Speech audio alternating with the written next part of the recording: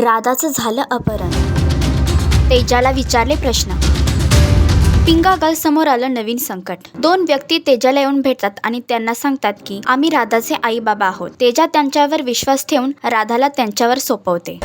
घर असं शांत शांत काहून आहे? राधा कुठे? तिचे आई बाबा आले होते, ते घेऊन गेले तिला. काय? तिचे आई वडील सापडले नाहीयेत अगं.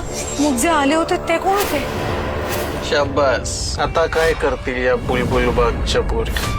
1 जून. पण आता पिंगा गर्ल्सना मोठा प्रश्न पडला आहे. ते राधाचे खरेच आई बाबा आहेत का? राधाचं अपहरण तर नाही ना झालं? अशी भीती आता त्यांच्यामध्ये निर्माण झाली आहे. पिंगा गर्ल्स ही अडचण कशी पार करणार आणि राधाला वाचवण्यात त्यांना यश मिळणार का? हे जाणून घेण्यासाठी कलर्स मराठीवरील पिंगा ग पोरी पिंगा मालिका नक्की बघा आणि असंच एंटरटेनमेंट बघण्यासाठी तुम्ही आमचं चॅनल डेली चक्कर रिजनल ह्याला लाईक, शेअर आणि सबस्क्राईब करा.